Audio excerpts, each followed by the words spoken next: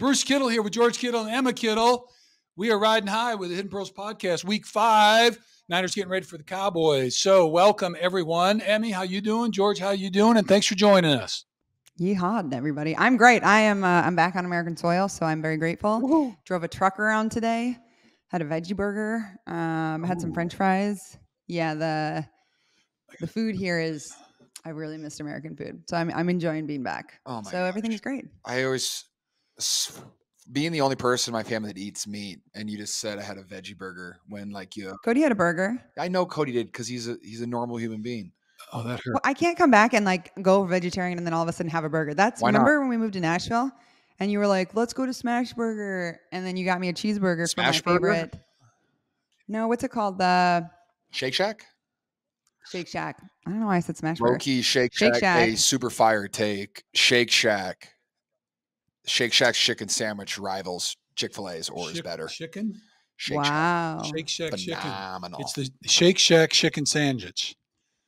And we're here with Bruce. Anyway, George took me there and I got real sick. It was the first burger I'd had in like 6 years and it didn't do it for me. Don't blame the burger, blame your body.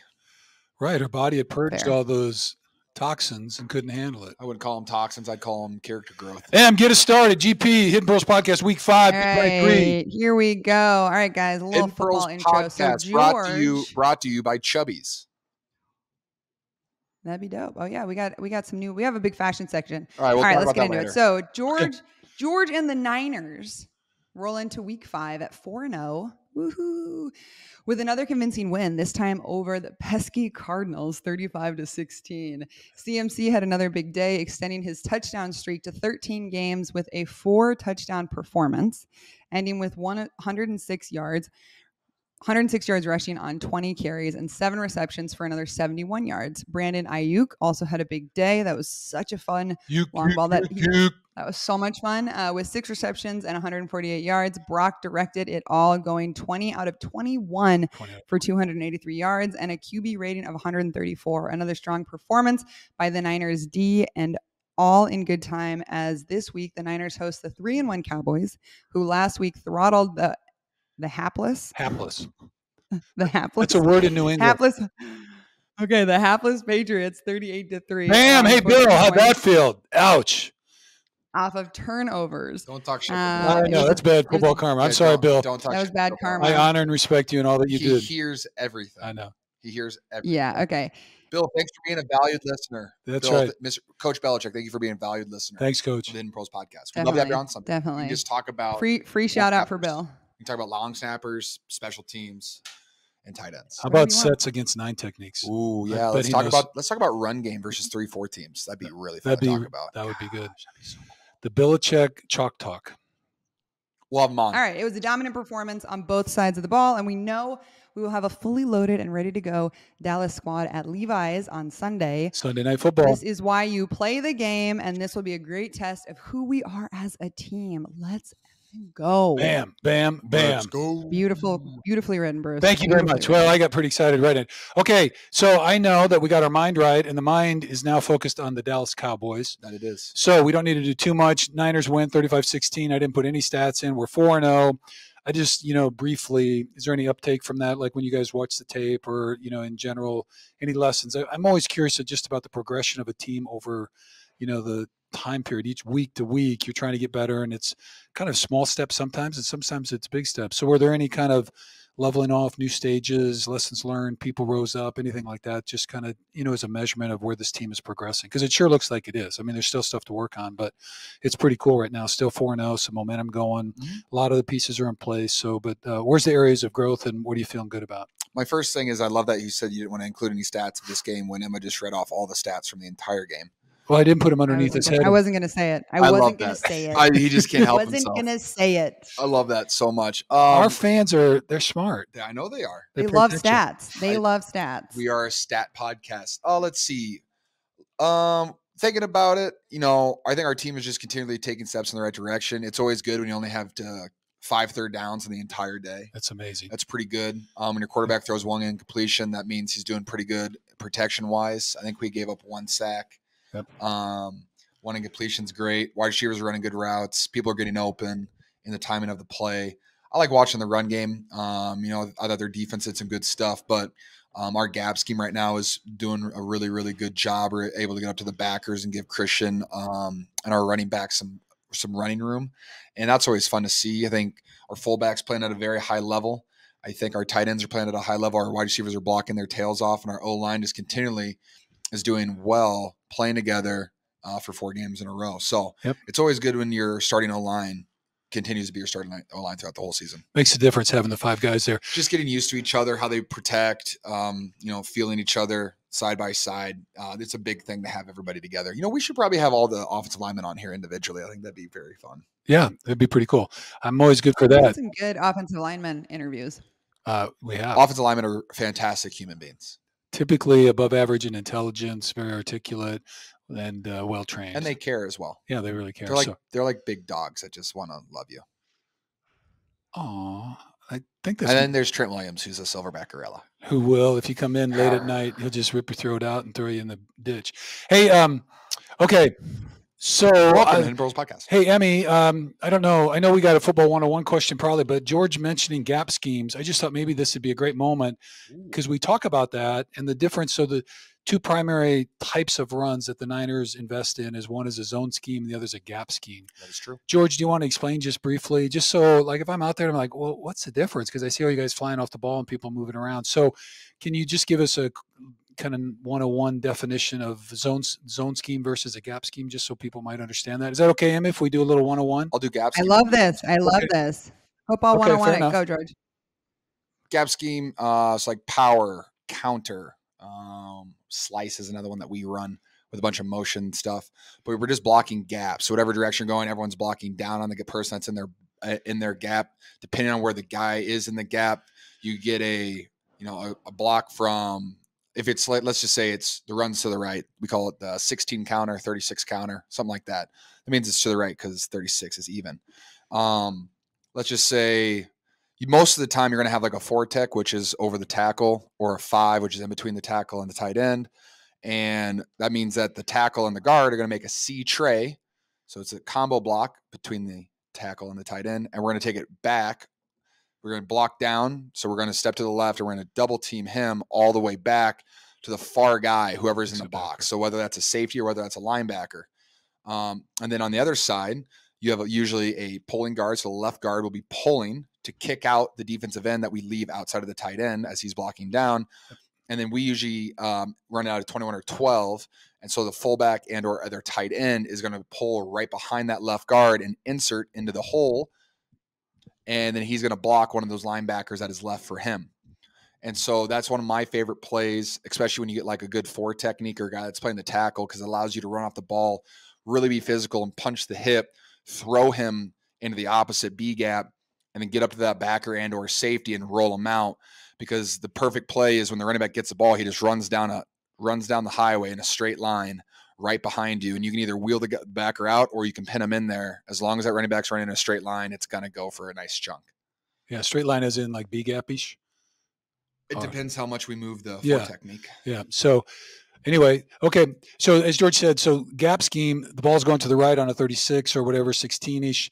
That means everybody's really blocking down to the left. Backside guard is pulling, the center's blocking back on whoever he had, and then the backside tackle is kind of filling in the backside hinging. They call it stepping down to the B gap and then turning back out to protect the gap where the guard is pulling from. So he's going to go down to where the center is, and then he's going to hinge in case anybody's running off the edge. Yeah. And then George is the tight end on the play side because he's blocking, like he said, to the backside backer. So basically they kind of count, and George can leave 2 guys play side free because we know the guard's pulling to kick out and or up on a linebacker, kind of depends how we run it. Sometimes they switch those assignments. But between the pulling guard and the fullback or another tight end, they're taking either the end man on the line of scrimmage and or could be a safety depending on the structure of the defense or that play side sandbacker. So anyway, so that's the gap scheme. So everybody's kicking down, we're kicking out, and then CMC or whoever's running up through the middle. So zone is a little bit different. Zone is everybody's taking play side footwork to the play. So if we're running to the right side, instead of most of the line blocking down to the left, everybody's taking a play side step and everybody's running like full speed as hard as they can to the right. Get off the ball. And again, there's some combinations and all that kind of stuff. It all depends again on the structure and alignment of the defense. and type of play. And the type of play. So they have a fullback insert play. They have a one-back play. So there's all kind of variations on that. But depending on all that, so George will basically make a call. He IDs his guy, and a lot of times working with the tackle. So if we're playing a 4-3 team with a 7 technique, they're going to combo on that defensive end over George and in that gap between him and the tackle. Very much and so. they're going to work up typically to the Sam backer, or if they've rotated this, structure and there's a safety there instead, whoever that space is usually. Yep. So those guys they're comboing up to that. And what do you guys call that? Is that a triple? Yep. Between okay. the tackle and the so tight zone. end. So it's a tray block on a gap scheme going back, and it's a triple going play side to the forward. And then so if the tackle and tight end are doing that, then the guard and center typically are comboing. Somebody is usually like a 3 technique. Then if you got a 7, so that means the outside shoulder of the guard. It'll be a single, or the guard will be on his own, and then the center and the left guard will be working on because that means block. if the play side guy is a 3 technique on the outside shoulder of the guard, that means the backside guy is playing the A gap on the backside. So the center just can't run off because the guard no way will cover that. So he's got a chip there, and then they're working up to the backer. So, but anyway, the idea is everybody's running full speed as hard as they can, play side, and we're trying to get movement. And a lot of it is just driving people down the line of scrimmage, cutting off on the backside. So TW, Trent, the gorilla, he is great at backside cutoffs. And so you'll see a lot of that. So CMC, a lot of times will hit a play side, but if there's a little bit of stall and we run everybody off, then he can always cut it back. And some of the stuff cuts all the way back behind the center if they're really pushing that A-gap player. So, but it's a lot of the time too, we design our plays to go all the way back to the backside C gap. And so if you have a 2 tight end play, you'll see a guy running back and cutting out the backside defensive end. Because if you can get everybody to run and you can't keep it front side, they can just wind it right back off of right behind Trent Williams between the tight end, and he'll just shoot right through that gap because everybody overplays it, and then whoop, there goes our running back right out of the back, or Debo. And I really like those because when you're pulling that backside guy back to get that backside defensive end cut off, or whoever's at Sam on the ball, then it looks a lot like some kind of counter play or otherwise. And so because you're doing so much, and play side zone looks a lot like gap, away, because it's kind of confusing. So those plays really complement each other. And so that's why the Niners run so many of them, because they really look the same, and it's really stretches the defense to try to figure out exactly what we're doing. And they have really good people that are doing it. So we do have good people doing it. Yeah. So it's pretty cool. So anyway, that's a little bit of 101. We should probably put some drawings up and some terminology, but we'll do all that you later. pops. Yeah, later. If anybody wants any of that, let us know. Okay. So that's enough of the cards. So anyway, good game. We got through it. No injuries. Brock was really good. CMC was good. Defense played well, and we're continuing to learn. So I just put the West standings up because that's all we really care about. Niners 4-0 beat the Cards 35-16. Home this week against the Cowboys 3-1. It's the Cowboys. We'll get a reminder right in just a second. We're going to get into that. Seattle 3-1 now beat the Giants 24-3. They have their bye week. Week 5. Yep. Oof. Tough on them. Anyway, Rams 2-2 went to Indy and beat the Colts 29-23 in overtime, and they are home this weekend versus the Eagles. So and Cooper Kupp is back. Everyone's excited to see that. Yep. So that'll be really interesting. So the Rams have really kind of played and above where everybody thought they were, and with Kupp back, it's going to be really interesting how they play against any team Eagles. that has Aaron Donald on it, he's got a chance. And Stafford. Yeah. They've got a great chance to win games. A lot of talented guys there. So, and they got some young players. Who's that new receiver that's breaking all the records? Puka. Okay. All right. And the Cards, he has 500 receiving yards in 4 games. He's doing very well for himself. He set an all-time record. Yes, he has. Yep. Okay. And the Cards 1-3, of course, lost to the Niners 35-16. They are home this week against the 1-3 Bengals. So maybe they'll get a shot there. So anyway, that's where the Western standings are. Niners up in front, but we're going to continue to do it. All right, George, I have all kinds of stuff. I'm not going to read any of it. Here's the deal. You're not going to read any of that? I want to, but I'm not going to. So the Cowboys defense, they are ranked in the top 5 in about every single category. The Niner defense is at least in the top 10 and or top 5 in every single category. And each of them are ranked either first or second in a couple: scoring defense, rushing defense, all that kind of stuff. And then the Niner O and the Cowboys O, as far as scoring, they're both really close. They're both over 30 points per game. We're rushing the ball a little bit better. They're a little bit better in time of possession. But anyway, everything's kind of top 5 or at least top 10 in the entire league. So we got really good players on both sides of the balls. You got Dak Prescott coming in, trying to improve his stuff. He has had a little bit of shaky performances with some interceptions, so I know that's his big thing. And then, of course, you got Micah Parsons in that defense, really talented D-line, and they're going to bring some heat. I guess that would be the one thing I would so Dallas, let's see. Where do I have that here? Cowboys pass rush. They're 5th in sacks with 14 and 1st in quarterback pressures with 39. Oh. So that'll be really interesting. So they do bring some heat, and That they do. Tell us. And you've been watching Micah Parsons and that. So anyway, so that's a little bit about that. People know they're a really good team, and they're coming in here with a bit of a chip on their shoulder, I'd say, because you guys have snuffed them in the playoffs and pretty well handled them. And so they want to come in here, and this is not that year. But anyway, what do you know about the Dallas folks now, and what do you want to talk about? I can talk about their defense. That'd be great. Let's do that. Well, Micah's a fantastic football player. He's a freak of nature. He's very fast. He's very strong, and he has a lot of aggression to him, which is everything that you want in a defensive player, especially playing defensive end. He's a nightmare matchup for a lot of tackles.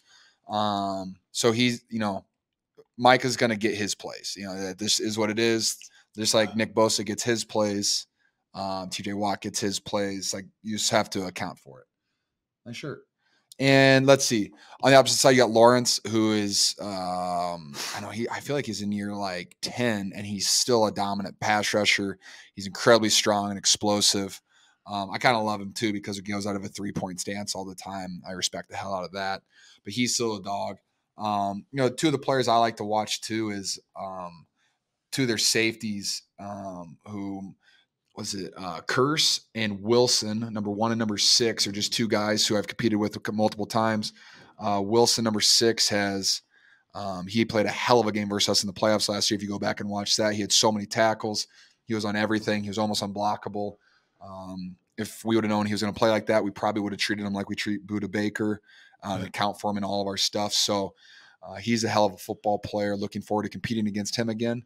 And, I'm a fan of Curse. He's like a 6'4" DB out there, very long, can run, and a physical dude. Yeah. So they've got playmakers. And don't forget Gilmore out there in the corner. Well, 4 out of their 5 guys. Former defensive player of the year. If you include the nickel, the rating for DBs is like they go 70, 80s or 90s or whatever. So it's like a completion rating against them. And anyway, when you have a very, very talented defensive line, it's easier to play DB. But then you have talented DBs on top of it.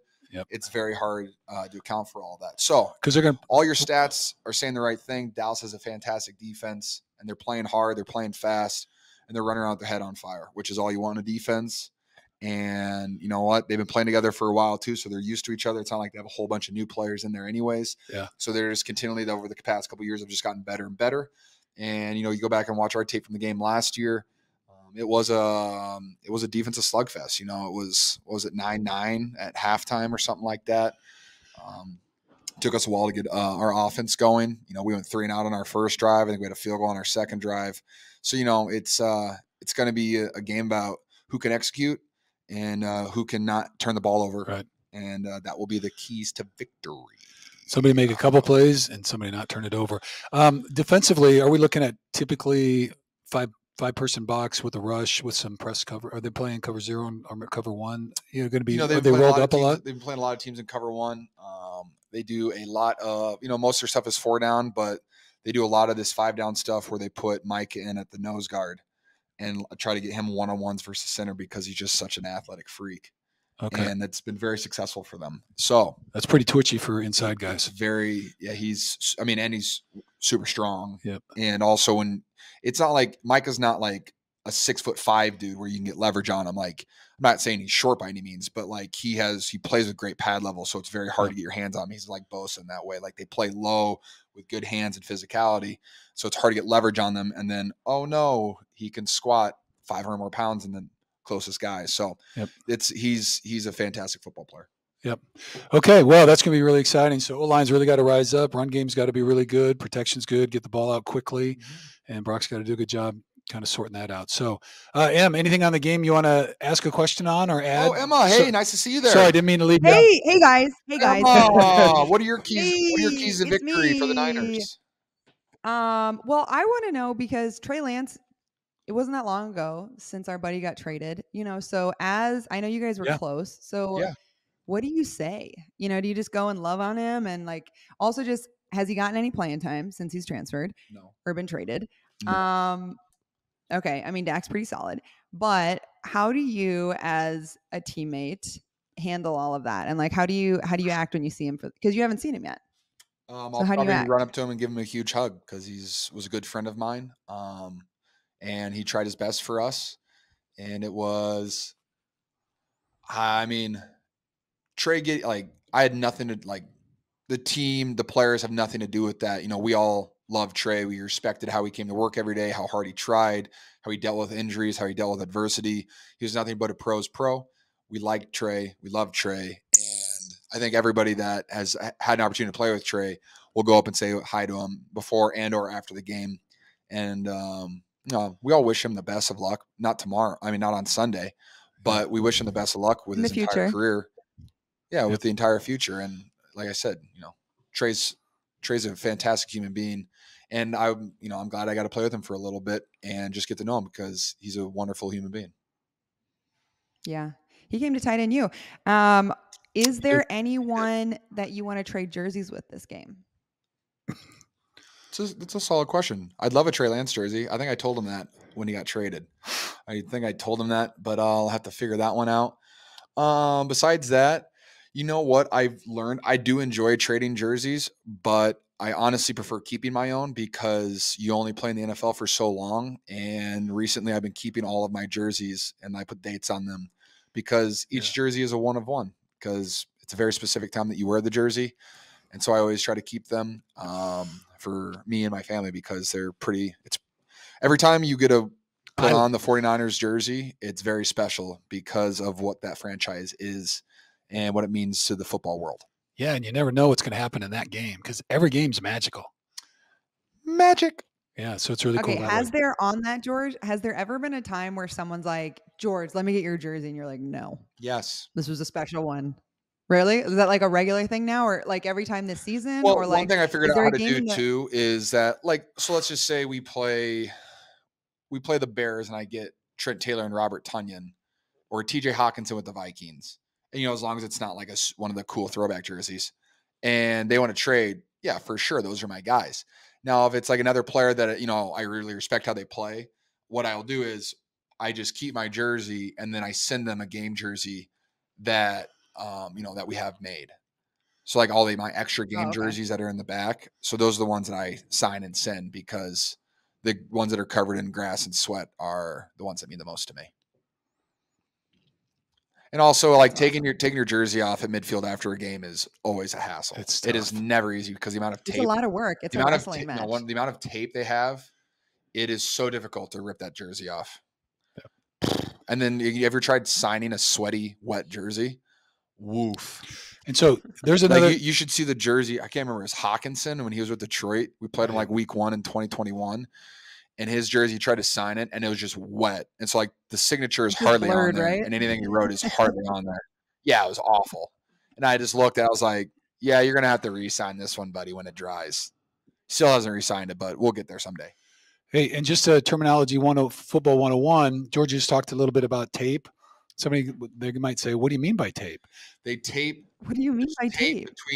There's tape on your shoulder pads, 2-sided tape that goes to your pads, that goes to your jersey. So it's harder for people to grab and tug your jersey, which, matters more so, I think. I mean, all of them, whether you're running a route or whether you're blocking somebody, guys will try to grab you. Like D-line will try to grab and hold you so you don't make it to the second level. DBs like to grab and hold you so you don't burn them on routes as easily. And there's an art to holding, and some guys are really good at it. So the tape just helps them not get a full grasp of it.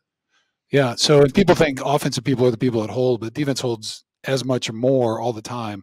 Yes, they do. Nose guard, D lineman, their whole job is to take two. So they're going to take the guy, and then whoever's trying to zone up to the next level, they're going to keep that, and they just hang on to them.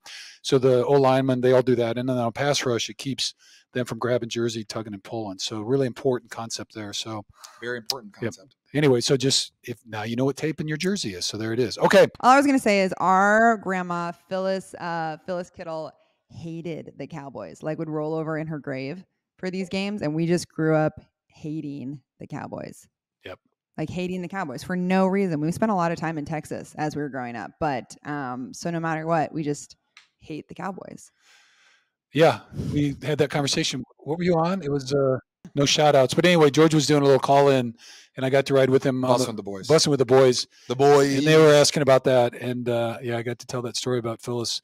And actually, I was with her when Dwight Clark made the catch that knocked the Cowboys out at Candlestick, and so we always remember that. But she could not stand the Cowboys. This whole notion of America's team. So she goes, "Well, I'm not living in that America." So anyway, that's Grandma Phyllis, folks. More stories on her later. If you have football 101 questions, send them in for Phyllis, and we'll do a seance. So I get my ginger beard. That part is really true. Okay, all right, Em. Good question. All right? Anything else, George? What were you going to say? But it is Dallas week, and at the end of the day, love you guys. At the end of the day, I've heard two sides of this as team, when you're in a situation like this, like you wanna treat it like it's another game, and it's not the most important game of the season. I've heard that this is you guys have to go out there and this is a statement game. In my opinion, both sides are true. I think that, yes, it is a statement game. I think every single week is a statement game. Every time you go out there, you get one opportunity a week to show how good you and your team are and what you guys have been practicing for, what you guys have been working towards, what you spent your entire offseason focusing on. And so I think, yes, is it the most important game of our season? This week, it is our most important game of the season because it is a 1-week season. The only thing that makes it mean more to me, really, is it's Sunday Night Football, which is my favorite night. It's my favorite night of the week to play football because you're the only game on TV. Everybody in the world's watching you. All the football players just got done with the 1:00 games, the 4:00 games. Now they're tuning in. They're all sitting at home on their couch, and they're tuning in to Sunday Night Football to watch a historic rivalry, and that means a lot to me. And so Sunday Night Football is different. Your mindset is different. All the lights are on. We're at home, and it's going to be very, very, very fun. I'm excited. As you should be. Okay. Cool. Well, thank you for sharing that. All right. That's really now true. We're going to move on from Dallas and talk about non-football things maybe. Okay. Well, a couple. All right. So that's the Dallas update and news. So I put down a little thing on finding joy. So we're transitioning. So Emma, we just want to welcome you back to the United States. You got back welcome. a week ago from Japan. Your time's over. You're back in your new house down in out in South LA area. So North San Diego. Okay. Well, we don't really want to tell everybody. Yeah.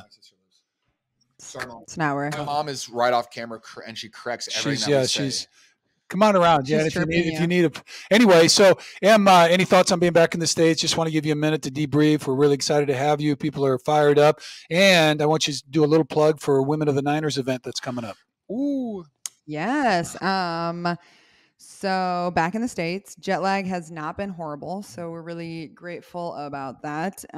Moving into a new house, we have no blinds. So we're up pretty early every morning with the sun. Nice. But everything's been great. If you just wore a stocking cap over your eyes or a sleep mask, you wouldn't really. You know what? I wear the Hidden Pearls podcast t-shirt, those original ones that we made. They're so soft. That's my favorite sleep shirt. No, I said a mask to cover your eyes. I know. My eyelashes are too long. They hurt. What? It hurts. I wake up, my eyelashes are too long that when I wear a sleep mask, they're like, they push in, and then I wake up and my eyelashes are all sore. Wear a loose stocking cap and or toboggan. And then when you pull the stocking cap down, you let your eyelashes come out underneath them. Yeah. Like Deanie does it. What are you doing? You need like stocking cap sleep 101. We're going to have to start a whole new section on the show. Jeez. Okay. Well, I'll do a video on that this week and get it out. All right. Let's talk about it. Okay. What do you want to talk about? The things? The real reason I'm waking up early is because Cody's had a 7 a.m. tea time, 6:45 tea time all week. So we're up at like 5:30, 5:ish for golf, so that he can roll out. So it's more a golf thing that's been waking us up. But that's so awesome for him. But hilarious. Yeah.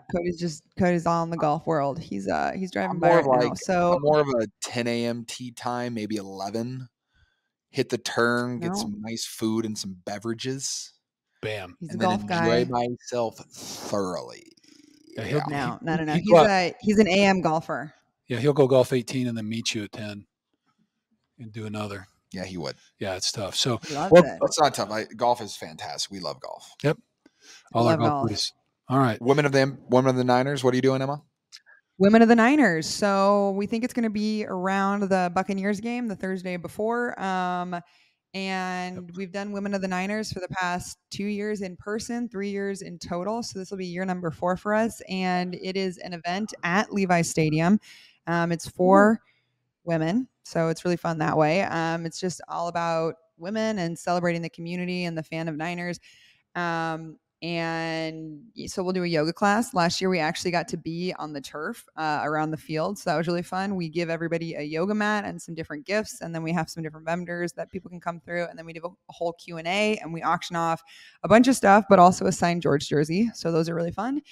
And last year, Bruce joined me and we got to talk about hidden pearls and share some different things. And yeah, it's been a great event. So if you are not a member of the Women of the Niners, it's an actual organization. So you can sign up and join that. I'll put the link in the show notes.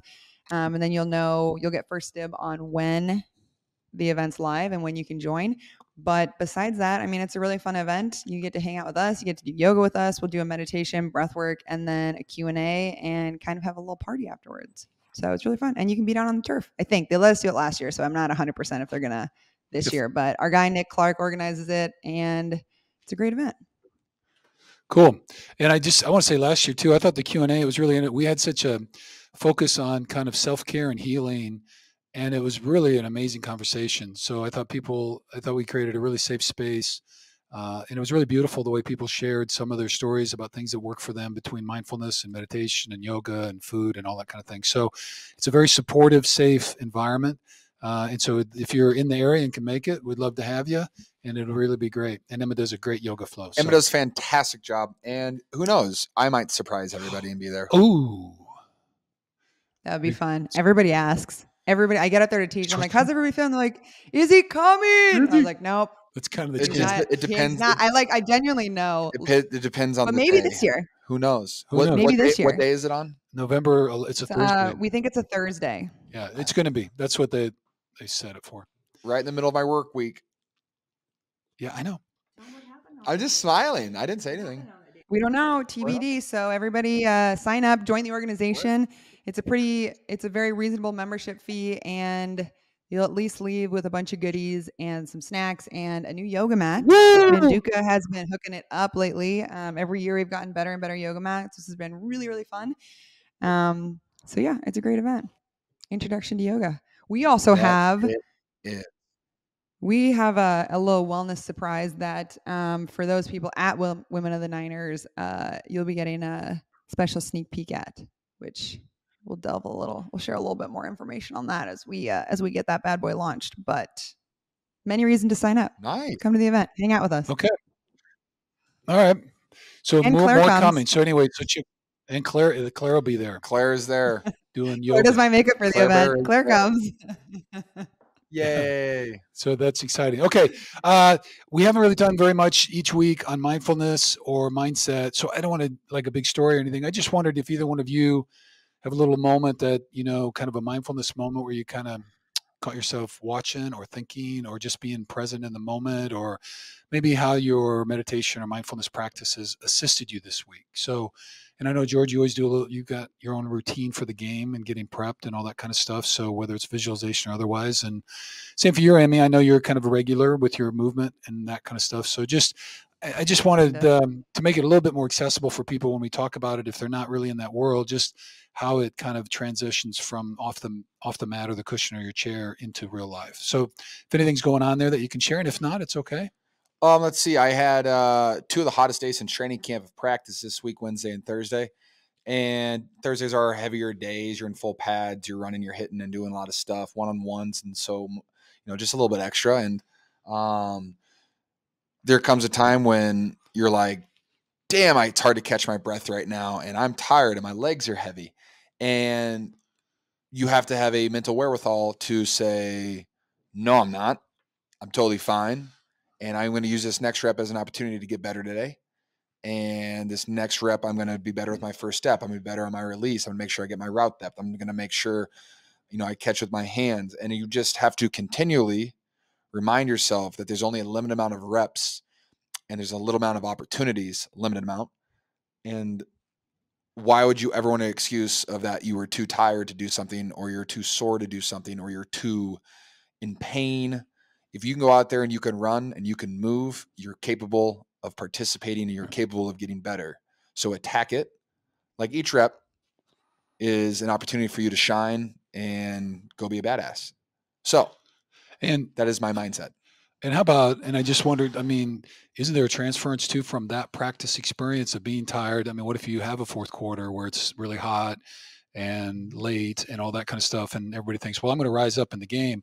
Well, if you got to learn, you can, but you got to, if you're doing it in practice and being intentional about it, and you're working at performing at the highest level when you're really tired and exhausted and sweaty and sore and in pain, then it makes it a lot easier because you've already been down that road and you feel confident in the fourth quarter that I've been here and I know how to do this and I'm going to kick this guy's ass. Exactly. Bam. Okay. Boom. Emma, you got a mindful moment or anything like that?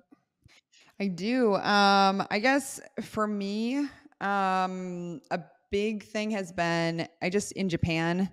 I mean, there was space to go outside, but we were very much in a city center. And so we got a few acres. And so having the space to like be on our land and reconnect with nature in a way has been really some serious medicine for me. So that's been really great. Right. And, this is the first home that I've owned. So there's a lot that comes with owning some land and owning a home. And I've caught myself, that's fun, getting very frustrated with myself and like not understanding things or like not knowing how to take care in certain things. And there's this quote that I heard earlier in the week, and it's laughter is the shortest distance between you and spirit. And I've just keep trying to remind myself that and like use that mantra when I take something really serious or I start thinking that like something's a really big deal. I'll laugh at myself because nothing is that serious and no matter what, it's going to be fine. And it reconnects me to how special this moment is and like being in the first week of being in our new home. So that's been really helpful. You know, Emma, that reminds me of a quote that I really like that I have tattooed on my body. I suppose if we couldn't laugh at things that don't make sense, we couldn't react to a lot of life. And just how laughter is, you know, no matter what's going on, just take a second, laugh through it, understand that it is something that you will be able to work through most of the time. And it's something that when you have your loved ones around you and people around you that support you, you will be able to get through it. Bam. Definitely. Laugh. What about you, Dad? Any mindful moments? Well, I have another quote down, but your quote kind of reminded me. I think I sent it to you, Em. I can't remember if I sent it to George, but doesn't send me anything ever. Oh, anyway, it's written in hand on a card and it goes, no, not all my ducks are in a row. In fact, I think a few of them have walked off and I think one of them's a pigeon.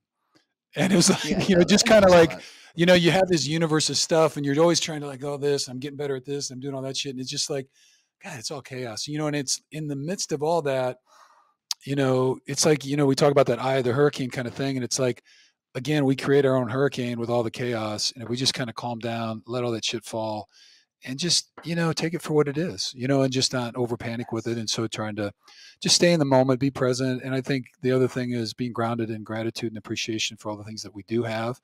And I'm grateful for that every day because I have YouTube Puka heads and little Jan.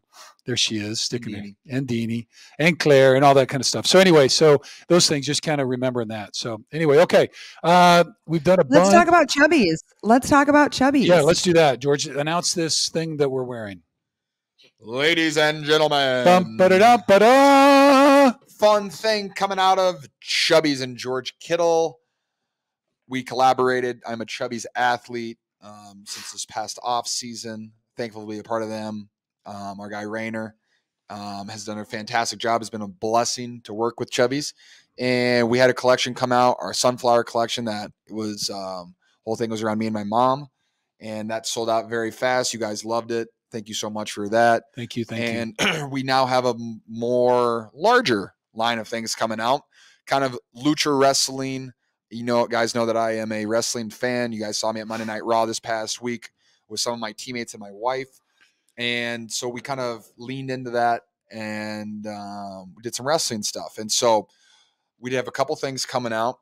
We're going to look at Bruce first. He has a lucha shirt on and it has a bunch of different lucha masks on it. Each one is unique and special and awesome. Just like me. Just like Bruce. It's very fun. We got matching shorts with it, swim trunks and stuff like that. It's really fun. We have workout shorts with that as a liner.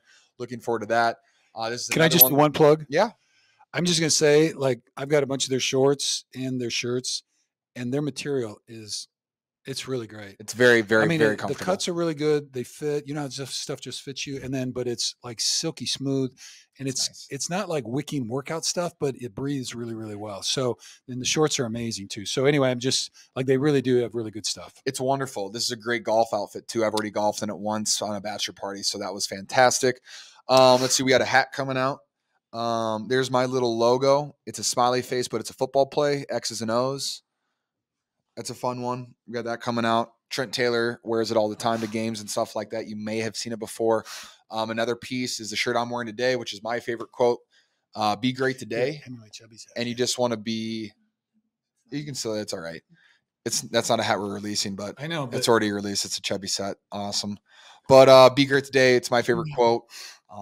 It's awesome because, you know, you can only focus on today and you can only, control what you do on this given day, how much effort you put into this day, what you do with it. And so I always try to tell guys every single day. I think all of my teammates will know that that's the number one thing that I tell everybody is just to be great today. You can suck tomorrow, but today you need to be great and just take advantage of this opportunity. And then tomorrow I'll tell you the same thing, be great today. And as long as you're with me, you'll hear that phrase. And I say it to my teammates, my family, everybody all the time. And then on that, my favorite piece that's coming out, it's a jogger, like it's a kind of a jumpsuit. It's a wonderful material. It's called Momentum. It is like a hood. It's like a quarter zip. Yeah. It's like awesome. A quarter zip down hoodie. And then it's got 2 red stripes going down the side. And there's these little notes on it. Like it literally says, be great today on the pocket of the sweats. It says, be great today on the collar of the hoodie. And it's cool too, like how we're doing the packaging and the branding of everything. It has like my dad has these little note cards that he always gives me and Emma that are rather movie quotes that he finds very helpful about your mindset, taking advantage of opportunities, small consistent steps in the right direction lead to great results. Things like that, quotes that have stuck with me, we're able to incorporate those into all the packaging and stuff like that. So it's very unique. You're going to see things in there that come from what my dad says to me, what I say to my teammates. And it's a very unique, fun thing. So, and it's incredibly, incredibly comfortable. Also have like a Lucha t-shirt coming out. It's all black, has a nice Lucha mask on it with some fun stuff on the back. So, enjoy it. I think it drops on Tuesday, October 10th, the day after my birthday. Bam. And so get on there, get the whole collection. I highly suggest the hoodie and sweatpants are so fun and awesome. Oh, and there's a pair of shorts that come out too, like the nice short shorts that Chubby's is known for that match the hoodie and the sweatpants. So you can get the whole collection. The black and red ones? The black and red ones. Yeah, super nice. All black, really comfy. red stripes. Yep. Bang, bang. It's the 10th. Cool. Okay, so there's the Chubbies. So this is Hidden Pearls Podcast, the Chubbies disclosure event. Okay. All right, excellent. Well, we're excited about that, and we're grateful to our partners at Chubbies. So that was our close. They've been terrific. So, okay, so I'm just going to hit the charity of the week. Last week, we sent a veteran from Operation Surf. Oh, Emmy, do you got some Ask George questions? I do. Thank you. Okay, sorry. Yep. I was thinking we kind of did backtrack. All right, and we have 2 really good ones. The first from Ramiro Perez. George, where did you get your first down celebration originate from? Wow. Funny that you ask. What a timely question. What a timely question, because it's on this shirt. I have an affinity of wrestling. Back in 2018, I think it was after the 2017 season, the Niners did a WWE thing, and they sent me and another one of my teammates down to New Orleans for WrestleMania. And I'm down there enjoying myself. And one of my buddies who really got me into wrestling, Steve Manders, the one they call Manders, the Corn Belt Cowboy, who's still wrestling. We went down early for some indie shows because when you're thinking about WrestleMania, back then WrestleMania was on Sunday only. And so like Tuesday, Wednesday, Thursday, Friday, Saturday, you had all these independent wrestling shows that would all show up, and they'd have like these smaller shows, venues, would be rented throughout the entire city, and there's just wrestling going on all day, every day for the whole week leading up to it. So we went down like on a Tuesday or Wednesday, and I got the opportunity to see a luchador wrestler, Pentagon Jr. I got the opportunity to see him wrestle like 4 times over the course of the week at like 4 different shows. And what really stood out to me about him was his swagger, his confidence, how he controlled the crowd, how violent he was in the ring, and just kind of like, not his cockiness, but like his belief in his own abilities, a belief in himself. And it was really cool to see that. And he does Cero Miedo. And so like, and it's cool too how when he does it in the ring, like he puts it up and then he kind of shoves it in the guy's face, just kind of like bring it on, and like kind of a taunting. And I really like that. And like just the way he would throw his body around and not really give a shit what would happen and dominate people. It was really fun to watch that. So I instantly became like a huge fan of him, started following, watching all of his shows as much as I could after that. The following year, I actually got an opportunity to meet him in 2019, which was, I'm pretty sure that was in New York. When we were up there, that was really fun for me as well. Got an opportunity to meet him. He traded a mask for a jersey. It was awesome. And then, I started using his celebration in the 2018 season, after every single first down. And I just kept using it because what was fun about it is it means zero fear, no fear. And you kind of have to play football like that. You can't think about, hey, what can go wrong on this play? Oh no, if I run across the middle, is the safety going to take my head off? No. Or, hey, I have to block this guy. Oh no, it's bad leverage. Like, what if this happened? Like, you just can't think like that. You just have to go and you can't react.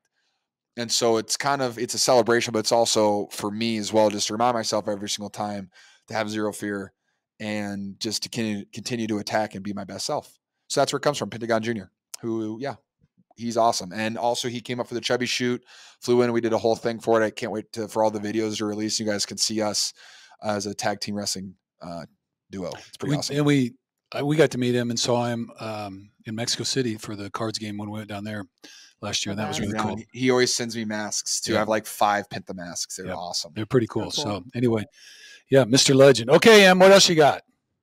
All right, one more question. Hello, this is from Richard Garcia. Hello, Kittle family. We are a 49er fanatic family. George, you're my 2 sons, Christian and Isaiah's favorite player. We have a 3rd boy coming any week now and still no name. Do you have any suggestions for the baby? Thank you. Go Niners. # beat the Cowboys. Ooh. Niners fans. Let's see. What are their 2 sons' names? Christian and Isaiah. Oh. And his name, Garcia is the last name. Richard Garcia. Let's see. Christian.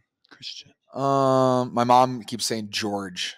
She keeps saying, just name him George. It's a great name. Just name him George. Strong name. Strong. The name of kings. Everyone always asked me when I was a kid, like, why do you have an old person name? But it's a fantastic name because G is also a great nickname. George, you can call my second name Greg, who Stoolies don't know me by. I like those. Wow. Ed's a great one too. Ed? Well, yeah, both my grandfather's middle names were Edmund and Edwin. So Ed is also a fantastic name. Ed, and Eddie. That reminds me. It's one of my favorite Wasn't TV that great? shows of all time. Those guys. Just schemers. I say George, Greg, or Ed, though. Em, can you put a clip of Ed, and Eddie in the video here? Mike can. Our guy Mike. The Cobbler mascot really is cute. Name Cobbler's System I'm the Peach Creek Clobberer! I'm the best mascot you've seen! Forget about this old dope! He's just a has-been! Nice move, Ed! Thanks, Mike. Who will also be at the game? Who will also be at the Cowboys game? Woohoo! Woohoo! Okay. Shout out, Mike. All right, those are our questions. So, all right, I'm going to jump to charities because we're going to get out of here on time. Last week, Operation Surf, they take folks and teach them how to be in the ocean on surfboards and do healing around post-traumatic stress. So, Amanda and Van, thank you very much. So we sent one of their veterans. There's some stuff on social media about that and 3 of their family members. So that was great. And this week, we're very proud. We're supporting an organization called Women in Law Enforcement. It's a leadership group for women in law enforcement. And so one of the individuals is on the board there. We met her at a fundraiser last year, and we've kind of stayed in touch. So we're sending her. She's got over 25 years in law enforcement. And also sending her daughter, who is active U.S. Air Force, just back from deployment. So we're kind of getting law enforcement and the veteran, and then the 2 sons are going. I don't have anything on the Suns, so they're just dudes, I guess. But anyway, we're glad they're going. So we're sending the 4 of them, and we're proud to do that. And just our thanks to everybody in law enforcement and our first responders as well. So we talk a lot about veterans, but we really appreciate their support and work as well. And felt the focus on women in law enforcement was really important as well, because a lot of women out there making a difference. So we thank them for their service and are proud to do that this week. So we'll have a few posts up after the game with some pictures, and so we hope you enjoy that. Okay. Amazing. All right. Then I think we've talked a lot about good stuff. Any hidden pearls you want to share, Emmy? Anything else? We talked a little bit about mindfulness, but I'm coming to the football game this weekend. So I am very, very excited to be back in the football world. Awesome. This I will can't be wait. Emma's first game going to of the show up to the season. game, and I'm going to score a touchdown. Love it. Yeah. Let's see. What gives me hope? You know what? I just thought of this. Dogs give me hope. Every single day that I get home from practice or work, my mom or whoever's at the house, Claire usually lets Deanie out, my dog, and she runs right to my car when I pull in the garage, and she I can see her tail wagging. So I always open the door, and she just is so excited to see me. And no matter what happened at practice, tired, don't make a play that you want to make, whatever happens, or you can have a great day. But she comes up wagging her tail, which is a lot of love, which most dogs do a great job of. And that gives me hope, just a dog's love, because now, as soon as we get off of this, I'm going to go cuddle with my dog and eat dinner and try my hardest to not feed her any dinner scraps, because she literally will do anything for food from the table. She has no shame, but she's so cute when she does it. She's so cute. She's so cute when she does it. But I've been very good about not feeding my dog any human food. Claire and my mom and my dad and my mother-in-law, not so much. They give in all the time. Oh, let's not go down this road. But their love also gives me hope. Okay, good. I'm going to say both of my kids, Emmy and Georgie, have their birthdays this month. Oh, yeah. George's birthday's on Monday. Yeah, so Georgie's on Monday, and then Emma's next week. I am so excited. What gives me hope? I am so excited to give you your birthday presents. Sometimes you're a really hard guy to shop for, but it's hard to shop for someone who can buy whatever they want. I'm pretty pumped about reining in 30 with these birthday presents. So I'm pretty excited. Okay. I got a shot for you now. And Riley. Hey, I know I already got Riley's present too. I already got Riley's present. New country at a Pokemon store buying me Pokemon gifts. Check. Okay. Yeah, but I got you other stuff. I'm going to go ahead and finish what I was. No, we're good. We're good. Anyway, love you guys. Okay. Then that gives us hope. Quote of the week. So here's this one. All right. This is by, who's that by, George? I can't read it. McCallErickson.com. Oh, okay. Soul work is not a high road. It's a deep fall into an unforgiving darkness that won't let you go until you find the song that sings you home. Can you interpret that for us? Yeah. So, yeah, way to leave on a high note, Dad. Love that. Well, there's the thing. We're all doing this self-improvement stuff, and mindfulness and meditation is about in the 4 stages of the self. You're learning more about yourself, learning how to share yourself with others, learning how to heal yourself, and doing all that kind of stuff. So this internal work, and it has this kind of perception like, it's this all, but it is hard. It's hard to look at the stuff that you've been wounded in, your own sense of trauma, whether it's big T or little t, things in life that didn't go kind of well, and try to wrap your head around all that, do that, and then externally project the person that you want to be and try to reach that and reach your goals and all that. So this thing about it's a deep fall in an unforgiving darkness. But Emma, what podcast guest did we have that wrote an album about darkness? Come on. Oh, Trevor Hall. Trevor Hall, right. Hello, darkness, my old friend. Well, it's a little bit like that. But anyway, the darkness sometimes is the greatest period of growth for us because we're in there, we're kind of scrambling around.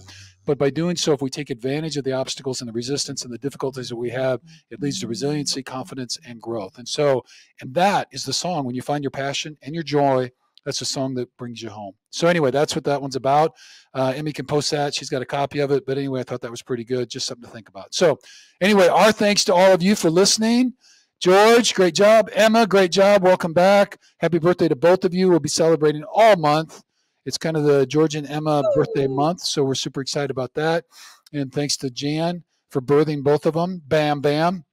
So that was pretty cool. All right, Emmy, any other things? I love when you do this at the end. No, I'm great. I can't wait to hug you guys. Say bye to your mom. She's right here. Bye, Mom. Okay. My mom's excited to see your daughter. Yes. All right, everybody. Love you guys. Thanks for tuning in. Hasta luego. Have a great week. Buenos noches.